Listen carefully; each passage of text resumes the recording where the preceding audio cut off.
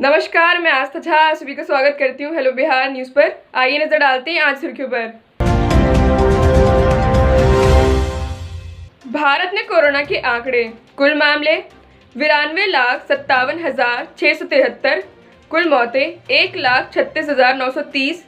कुल ठीक हो चुके 86,95,203। सक्रिय मामले 4,25,540।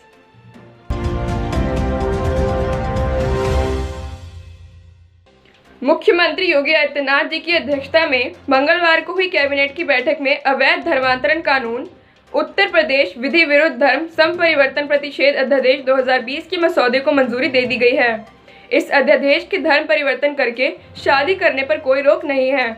इस अध्यादेश के अनुसार ऐसे विवाह के लिए जिसमें धर्म परिवर्तन होना हो, विहित प्राधिकारी यानी डीएम से अनुमति लेनी होगी। कोरोना के बढ़ते मामलों के चलते पंजाब के मुख्यमंत्री कैप्टन अमरिंदर सिंह जी ने सभी शहरों और गांवों में रात 10 बजे से सुबह 5 बजे तक नाइट कर्फ्यू लगाने का आदेश दिया है। यह नाइट कर्फ्यू 1 दिसंबर से लागू होगा।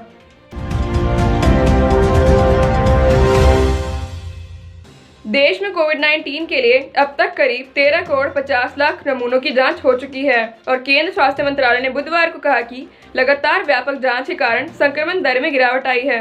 मंत्रालय ने रेखांकित किया कि राष्ट्रीय स्तर पर संक्रमण दर में गिरावट आने से पता चलता है कि संक्रमण के प्रसार पर प्रभावी तरीके से रोक लगाने में मदद मिली है।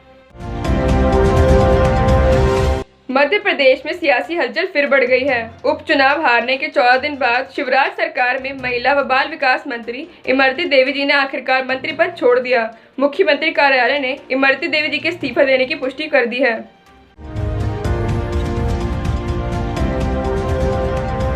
राजस्थान सरकार मुख्य सचेतक महेश जोशी जी ने हैदराबाद के सांसद अज़दुद्दीन ओवैसी जी को बीजेपी और पीएम नरेंद्र मोदी का एजेंट बताया है। जोशी जी ने कहा है कि वह बीजेपी के लिए काम कर रहे हैं। जोशी जी ने ओवैसी जी पर निशाना साधते हुए कहा कि बीजेपी के कहने पर ही वे चुनाव लड़ते हैं। राजस्थान की जनता ओवैसी जैसे लोगों को नकारेगी।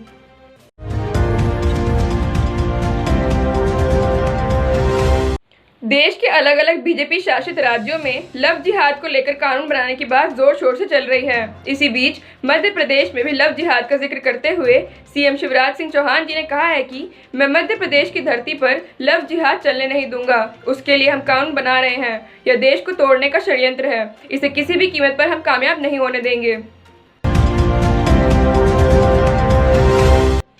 एनआईए ने बुधवार को पीडीपी यूथ विंग के प्रमुख वाहिद उर रहमान पारा को एक आतंकी केस में गिरफ्तार कर लिया। Suspended DSP Devendra Singh case में नाम आने के बाद पिछले 2 दिनों से पारा जी से नई दिल्ली में पूछताछ चल रही थी। इस केस में गिरफ्तार होने वाले वह पहले नेता हैं। देश के विभिन्न हिस्सों में कोरोना संक्रमण के बढ़ते मामलों को गंभीरता से लेते हुए केंद्रीय गृह मंत्रालय ने सभी राज्यों और केंद्र शासित प्रदेशों से संबंधित दिशा निर्देशों और एहतियात उपायों तथा मानक संचालन प्रक्रियाओं को सख्ती से लागू करने को कहा है। उत्तर प्रदेश सरकार के स्वास्थ्य मंत्री जय प्रताप सिंह जी ने बुधवार को कहा कि पूरे प्रदेश में कहीं पर भी कम्युनिटी स्प्रेड नहीं है। कोरोना के हालात नियंत्रित हैं। इसके लिए स्वास्थ्य विभाग के साथ ही अन्य सभी विभागों के लोगों ने संयुक्त रूप से काम किया है। अगर आप अपना विज्ञापन हमारे न्यूज़ प्रोग्राम में देना चाहते हैं तो संपर्क कीजिए 9971644043 पर। हमारी ये सेवा निःशुल्क है। इसी के साथ मैं आस्था झा आप सभी से विदा लेती हूँ। कल फिर मुलाकात होगी कुछ नई खबरों के साथ। तब तक के लिए अपना और अपने परिवार का बहुत ख्याल रखें।